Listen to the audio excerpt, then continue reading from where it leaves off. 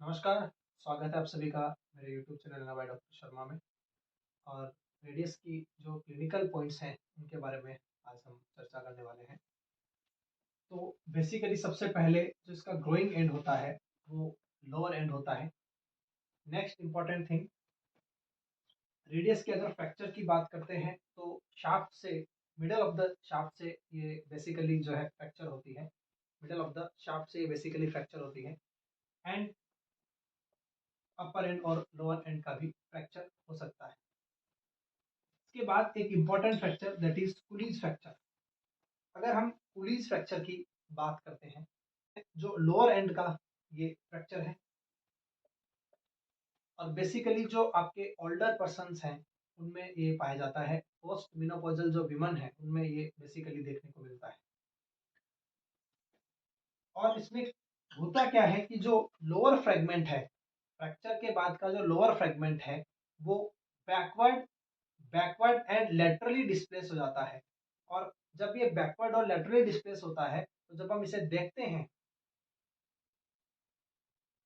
X ray में तो ये डिनर फॉक के जैसी स्ट्रक्चर जो है इस बोन की हो जाती है, इसलिए हम इसे डिनर फॉक डिफॉर्मिटी भी कहते हैं।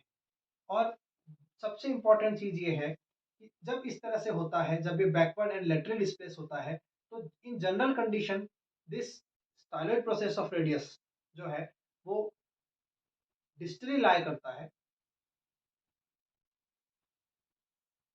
अल्ना से। लेकिन इस फ्रैक्चर के बाद, पुलिस फ्रैक्चर के बाद ये प्रॉक्सिमली लाई करता है अल्ना के स्टाइलॉइड प्रोसेस से। तो ये एक बेसिक इंपॉर्टेंट थिंग है और डिनर फॉक डिफॉर्मिटी से हम कहते हैं। तो ये बहुत ही इंपॉर्टेंट चीज, अगर हमें कोई डिनर फॉक डिफॉर्मिटी पूछे किसमें मिलेगी तो पुलिस फ्रैक्चर में मिलने वाली है। और लोअर फ्रेगमेंट का जब बैकवर्ड एंड लेटरल डिस्प्लेसमेंट होता है तो पुलिस फ्रैक्चर होता है। इसके बाद स्मिथ फ्रैक्चर। स्मिथ फ्रैक्चर ये ओकेजनली आपको मिलेगा, इसमें भी लोअर एंड का फ्रैक्चर होता है। लेकिन जैसा हमने पहले पढ़ा कि कुलीज फ्रैक्चर में जो लोअर फ्रेगमेंट है उसका बैकवर्ड एंड लेटरल डिस्प्लेसमेंट होता है, यहाँ बैकवर्ड से की जगह फॉरवर्ड डिस्प्लेसमेंट होता है।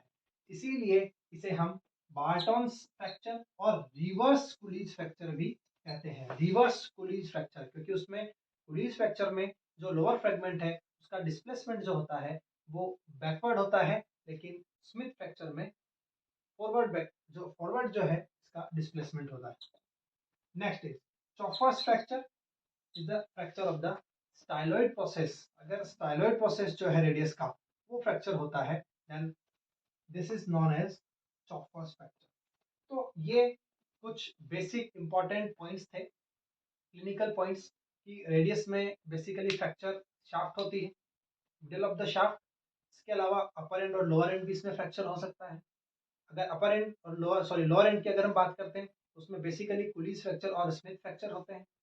कुलीज फ्रैक्चर जो है उसमें लोअर जो फ्रेगमेंट है उसका डिस्प्लेसमेंट जो होगा वो बैकवर्ड एंड लेटरली होगा, जबकि स्मिथ जो फ्रैक्चर है उसमें ये फॉरवर्ड डिस्प्लेसमेंट करता है। इसीलिए स्मिथ फ्रैक्चर को रिवर्स कुलीज फ्रैक्चर भी कहा जाता है।